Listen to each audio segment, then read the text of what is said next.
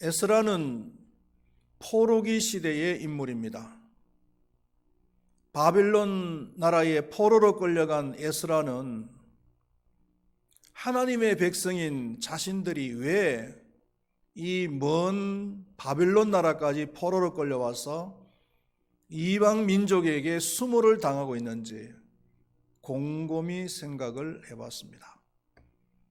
그 답은 크게 두 가지였습니다. 하나는 하나님의 백성이라고 하면서 하나님의 말씀에 대해서 너무 무지했습니다.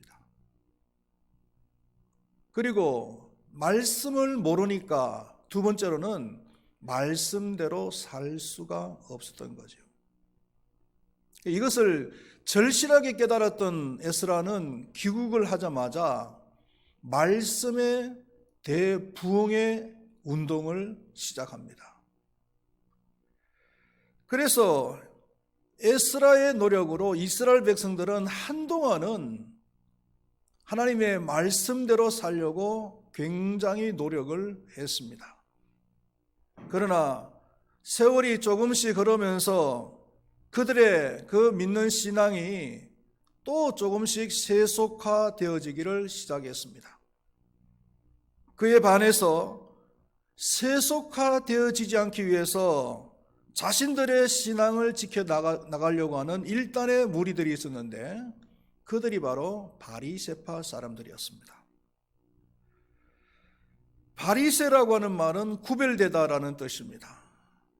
세속화되어지는 사람들과 구별해서 자신들은 율법을 지키는 하나님의 거룩한 백성으로서의 삶을 살아가겠다라는 그런 의미에서 이름을 붙인 것입니다. 좋은 의도에서 시작이 되어진 것이면 틀림이 없습니다. 이들은 처음에는 좋은 뜻으로 시작을 했지만 세월이 점점 흘러가면서 또 안 좋은 쪽으로 신앙이 흘러갔습니다. 첫 번째로는 형식주의에 빠지기를 시작했고, 그 다음에는 율법을 연구하고 율법을 많이 알고 있는 그것이 곧 하나님을 사랑하는 것이라고 생각을 했습니다. 잘못된 생각입니다. 그리고 세 번째로는 예수님께서 오실 그 당시에는 굉장히 교권주의에 빠졌습니다. 종교적인 권력에 눈이 어두워서 그 당시 하나님의 아들로 오신 그 예수님을 비난하고 그 예수님을 죽이려까지 했다는 것입니다. 이런 바리새인들에게 예수님께서는 신랄하게 비판을 하십니다. 우리 믿는 사람들이 그럴 수도 있습니다. 처음 예수님을 믿을 때 순수한 믿음으로 아주 좋은 동기로서 믿음 생활을 시작하지만은 세월이 흘러감에 따라서 점점 그 신앙이 변질되어지는, 안 좋은 쪽으로 변질되어지는 이런 사람들이 많이 있을 수가 있다는 것입니다. 그러므로 우리는 이 바리새인의 그 신앙, 예수님께서 신랄하게 비난하셨던 그 바리새인의 신앙에 대해서 우리가 귀를 기울여서 들어볼 필요가 있다는 것입니다. 설교를 준비하면서 오늘 이 말씀은 목사에게 가장 많이 적용이 되겠다 하는 이런 생각을 해봤습니다. 그러면서 오늘 설교를 하면서도 제 자신에게 설교를 하는 심정으로 말씀을 전하도록 하겠습니다. 첫 번째로 변질된 그 바리새인들의 신앙에 대해서 한번 생각을 해보겠습니다. 가짜 지도자의 모습입니다. 예수님께서는 이들이 말만 하고 행동은 행하지 않는다라고 말씀을 비판을 하셨습니다. 그러므로 무엇이든지 그들이 말하는 바는 행하고 지키되 그들이 하는 행위는 본받지 말라. 그들은 말만 하고 행하지 아니한다. 3절에서 말씀을 하셨습니다. 그들은 율법에 아주 능한 사람들이었습니다. 구약 율법을 613개로 세분해서 구분을 지었습니다. 그리고 율법마다 주석을 달아서 사람들에게 가르쳤습니다. 그들이 가르치는 내용은 모두 다 맞는 말이었습니다. 그래서 예수님께서도 그들이 말하는 바는 행하고 지키라, 이렇게 말씀을 하신 겁니다. 그러나 율법을 많이 알고 잘 가르치긴 했지만은 율법에 걸리지 않도록 빠져나갈 길을 다 만들었습니다. 자신들은 지키지 않아도 될 수 있도록 빠져나갈 길을 다 만들어 놓았다는 겁니다. 다시 말하면은 그들은 율법을 가르치긴 가르쳤지만, 율법을 선포하긴 선포했지만 자신들은 그 율법을 지키지를 아니했다는 것입니다. 신실성에 문제가 있는 것입니다. 신실이라는 것은 말과 행동이 일체가 되는 거예요. 이것은 믿음입니다. 믿음이라고 하는 말의 헬라어가 피스티스라고 하는 말인데, 이 피스티스라고 하는 말은 여러 가지 의미가 있습니다. 믿음, 충성, 진실, 신실, 이런 등등의 뜻을 가지고 있는 단어입니다. 그럼 믿음이라고 하는 말은 곧 신실하다. 그래서 야고보서에서 야고보는 행함이 없는 믿음은 죽은 믿음이라고 말씀을 하고 있는 겁니다. 하나님은 참으로 신실하신 분이십니다. 한 번 말씀하시면은 반드시 지키시는 분이 바로 우리 하나님이신 줄로 믿습니다. 창세기 3장 15절에서 여자의 후손으로 메시아를 보내줄 것이라고 약속을 하셨는데, 수천 년이 지난 이후에 하나님께서 변함없이 그 약속을 성취하셨습니다. 창세기 15장에서는 아브라함에게 네 자손이 이방인의 객이 되겠지만은 400년 만에 다시 돌아오게 될 것이라고 약속을 하셨습니다. 아브라함도 죽고 그의 후손들이 400년 흘러가면서 그 약속을 다 잊고 있었지만은, 그러나 하나님께서는 그 약속을 잊지 않고 400년이 지난 이후에 그 약속을 성취하신 겁니다. 할렐루야. 하나님은 자신이 말씀하신 것을 성취하지 아니한 것이 없습니다. 이행하지 아니한 것이 없는 것입니다. 그러므로 하나님은 신실하신 분이신 것을 믿으시기를 바라겠습니다. 말만 하고 행함이 없는 사람은 신실하지 못한 사람이고, 이런 사람은 신앙인으로서 아니면 지도자로서 자격이 없다는 것입니다. 이 책임에서, 자신이 말한 그 책임에서 조금이라도 벗어날 수 있는 지혜로운 방법이 있어요. 말을 줄이면 됩니다. 지도자는 말을 아껴야 됩니다. 저는 말에 대한 철학이 있습니다. 3가지가 있는데, 하나는 뭐냐면은 설교 시간 외에는 가능한 한 말을 듣자라는 겁니다. 그리고 2번째로는 말을 할 일이 있으면은 가능한 한 천천히 하자. 아마 우리 성도님들이 저하고 대화를 하다 보면은 답답해 하시는 분들이 좀 계실 거예요. 아마 목사님 말을 왜 저렇게 느리게 하시나. 그리고 3번째로는 내가 한번 뱉은 말에 대해서는 반드시 책임을 지자, 이거예요. 바리새인들은 좋은 말만 했지 행하지는 않았습니다. 2번째로 이 사람들은요, 다른 사람들에게 무거운 짐을 지게 만들었어요. 4절 말씀에 보니까 또 무거운 짐을 먹고 사람의 어깨에 지우되 자기는 이것을 한 손가락으로도 움직이려 하지 아니했다 라고 말씀을 하고 있습니다. 문자적으로 이야기하면은 자기는 손가락 하나 까딱 하지 않고 오직 입으로만 다 하는 사람이에요. 주변에 이런 사람들이 있죠. 마치 안방 마님처럼 안방 마님이 하인들에게 뭘 시키듯이 이래라 저래라 이래라 저래라 하면서 자기는 그냥 손가락만 그냥 왔다 갔다 하는 사람들이 있잖아요. 교회 안에도 이런 사람이 있으면 큰일 나겠죠. 바리새인들은 율법을 해석하면서 까다로운 법칙을 많이 만들었어요. 그런데 그 까다로운 법칙을 만든 목적이 뭐냐면은 자기들이 지키기 위해서 만든 것이 아니라 다른 사람들을 지키게 하기 위해서 만들었단 말이에요.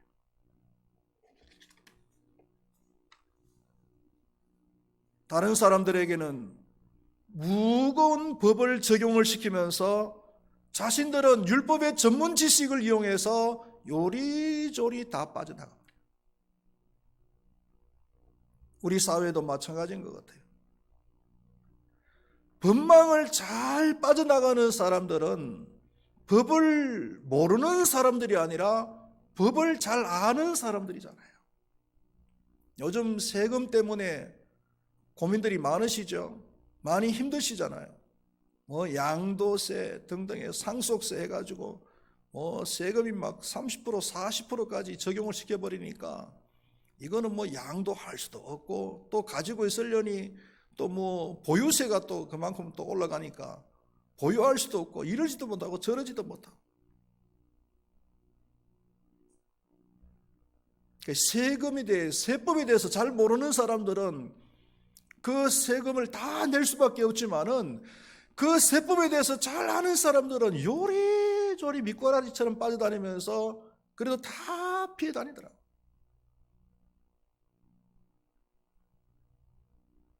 선교를 말하고 구제를 말하고 또 봉사를 말하면서 다른 사람들에게는 이것을 강조를 하고 이것을 짐을 지게 만들면서 정작 자신은 손가락 하나 까딱하지 않는 그런 삶을 살아가는 사람이 있어요. 이것도 목사가 가장 찔리는 부분이에요. 목사는 설교 시간마다 선교합시다, 구제합시다, 봉사합시다 라고 주장을 하고요. 설교를 하잖아요. 그리고 기회가 있을 때마다 이런 얘기를 합니다. 그렇지만 정작 목사 그 자신은 잘하고 있는가? 라는 거예요. 이런 사람들은 지도자로서 자격이 모자라는 것입니다. 진짜 지도자는 다른 사람에게 무거운 짐을 지우게 하는 것이 아니라 자신이 솔선해서 모범을 보이는 사람인 줄로 믿습니다. 할렐루야. 그리고 세 번째로는 이 바리새인들은요, 사람들에게 보이려고 애썼다는 거예요. 5절에서 7절 말씀을 우리 한번 다 같이 읽어보시도록 하겠습니다. 그들의 모든 행위를 사람에게 보이고자 하나니 곧 그 경문띠를 넓게 하며 옷수를 길게 하고 잔치의 윗자리와 회당의 높은 자리와 시장에서 문안받는 것과 사람에게 랍비라 칭함받는 것을 좋아하느니라. 거짓된 신앙을 가진 사람들은 언제나 자신의 신앙적인 행위를 하나님을 의식하는 하기보다는 사람에게 보이려고 사람을 더 의식한다는 거예요. 기도를 할 때도 하나님보다는 사람을 더 의식하면서 미사 여구를 섞어가면서 기도를 합니다. 찬송을 해도 사람을 의식하고 찬송을 합니다.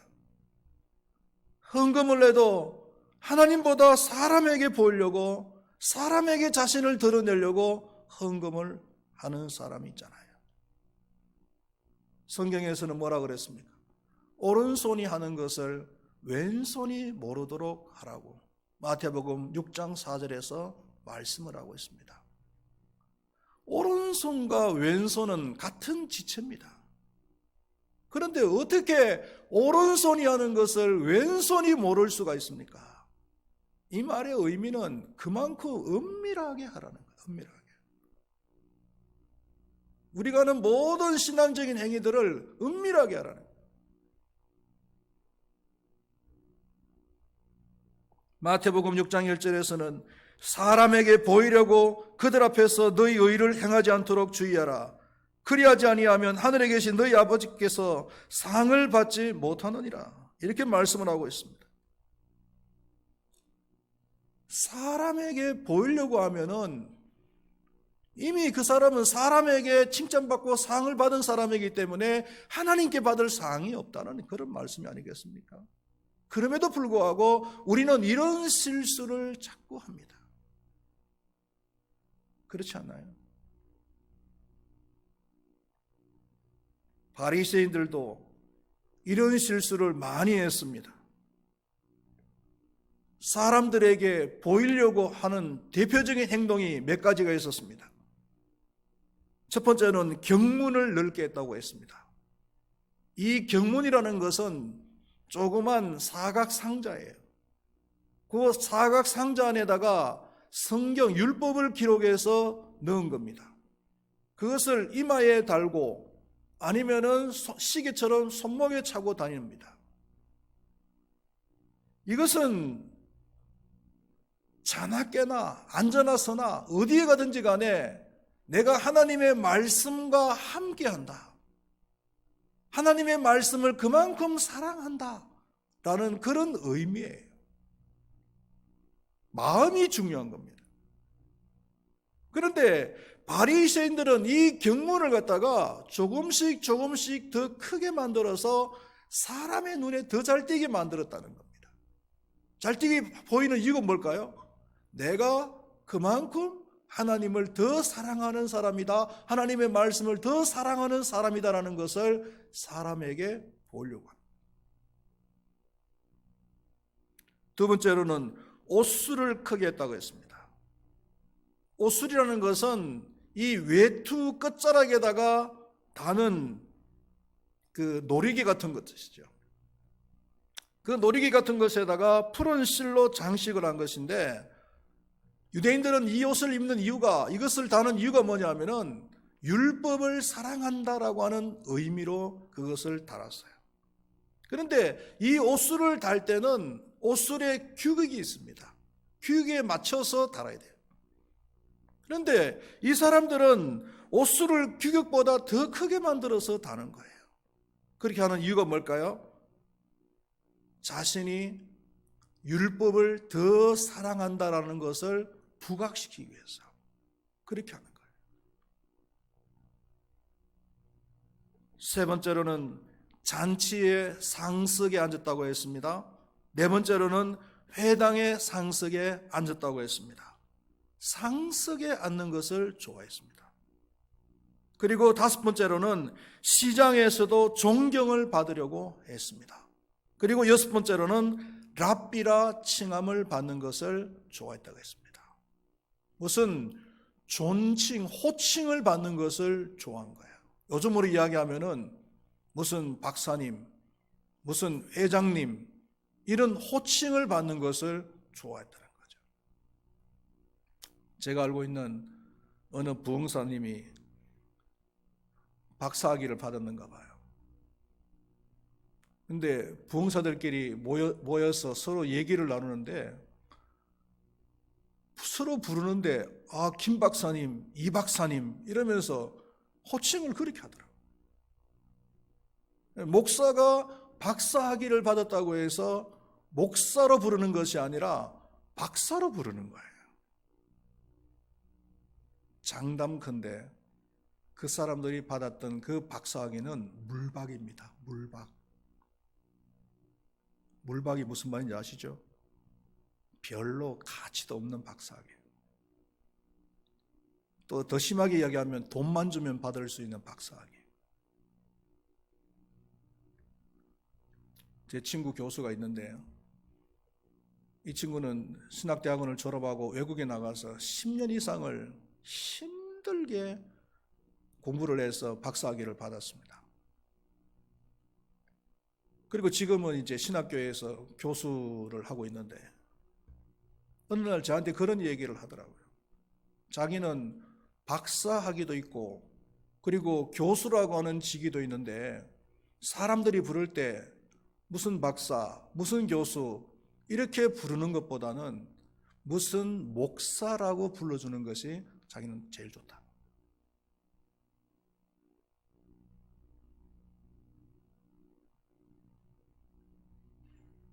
어디서 물박 받아와가지고는 김 박사, 이 박사 그냥 서로 이렇게 부르는 것 참 보기가 흉하잖아요.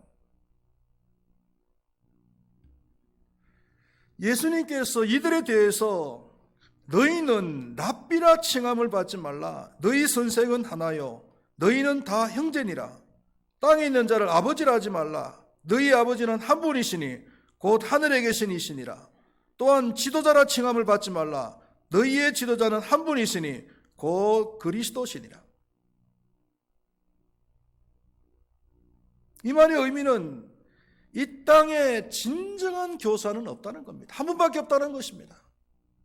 진정한 지도자는 한 분밖에 안 계신다는 겁니다. 그분이 바로 곧 그리스도시다는 겁니다. 할렐루야.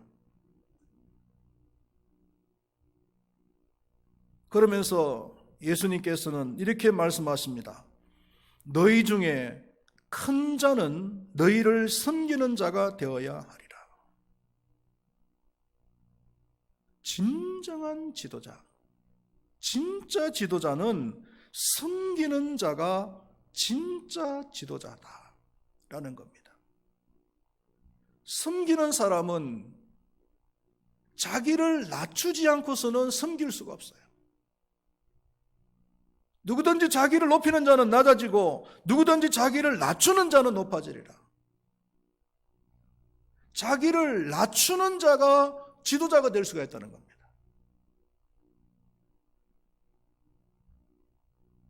야고보서 4장 10절 말씀에서 주 앞에서 낮추라. 그리하면 주께서 너희를 높이시리라. 그렇게 말씀하십니다. 주님 안에서, 믿음 안에서 겸손하게 자기를 낮추는 사람을 주님께서 높여서 지도자로 세우신다는 거예요. 이런 의미에서 진정한 지도자는 예수님밖에 없어요. 예수님께서는 하나님과 동등 되시는 분이십니다. 최고로 높은 곳에 계셨던 분이세요. 그런데 스스로 자기를 비우시고 낮고 천한 이 땅에 오셔서 사람이 되셨습니다. 그것도 모자라서 종의 형체를 가지셨다고 했습니다. 이 세상에서 사역을 하시는 동안에는 이 사회에서 가장 천대받고 가장 낮은 곳에 있던 사람들과 함께 생활하신 것을 우리는 볼 수가 있습니다. 가장 높은 곳에 계시던 분이 가장 낮은 곳에 내려오신 거예요. 왜요? 왜 내려오셨습니까? 섬기시기 위해서, 섬기시기 위해서.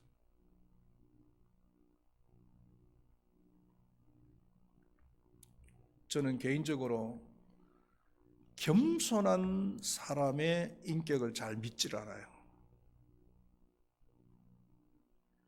겸손한 척 하는 것이지 진짜 겸손한 것은 아니더라고요. 누가 건들면은 그냥 그 속마음 뿐만 아니고 그 얼굴까지도 잘 관리는 해요. 관리는 하는데 그러나 그 속에서는 부글부글 끓는 거잖아요. 얼굴 관리를 잘한다고 해서, 표정 관리를 잘한다고 해서 그 속마음까지도 속일 수가 있나요? 속일 수가 없는 거죠.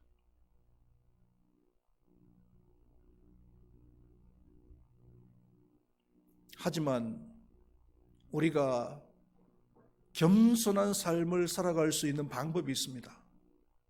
그것은 성령께서 나를 붙드시고 성령께서 내 마음을 온전히 지배를 해 주실 때에 우리는 온전히 겸손한 삶을 살아갈 수가 있는 줄로 믿습니다. 말씀을 맺도록 하겠습니다. 성령님께 우리가 구할 수 있기를 바라겠습니다. 겸손하게 섬기는 그런 삶, 겸손하게 섬기지 않는 모든 행위들은 가짜입니다. 엉터리입니다. 진정으로 성령님의 도우심을 받아서 겸손하고 낮아지고 그래서 섬기는 그런 삶을 살아갈 때 하나님 앞에 인정받고 그리고 사람들에게도 진정으로 인정을 받을 수가 있는 줄로 믿습니다. 우리 큰바위교회 모든 성도님들이 이러한 삶을 살아갈 수 있기를 주님의 이름으로 축원드립니다. 기도하시겠습니다. 하나님 아버지, 우리는 겸손할 수가 없고 섬길 수가 없는 사람입니다. 오직 겸손하게 섬길 수 있는 분은 우리 예수님밖에 없습니다. 그러나 우리가 겸손하고 섬길 수 있는 방법은 성령님의 도움을 받는 방법입니다. 성령께서 내 인격을 완전히 지배하여 주실 때 우리는 겸손해질 수가 있고 섬길 수가 있는 줄로 믿습니다. 우리 큰바위교회 모든 성도님들이 오늘 말씀을 붙들고 바리새인과 같은 그런 신앙을 가지지 않게 하시고 주님처럼 더 겸손해지고 더 겸손해져서 범사에 섬기는 삶을 살게 하시고 그래서 하나님 앞에서 그리고 사람들에게 진정으로 인정받는 삶을 살아가는 우리 모두가 되게 하여 주시옵소서. 예수님의 이름으로 기도드리옵나이다. 아멘.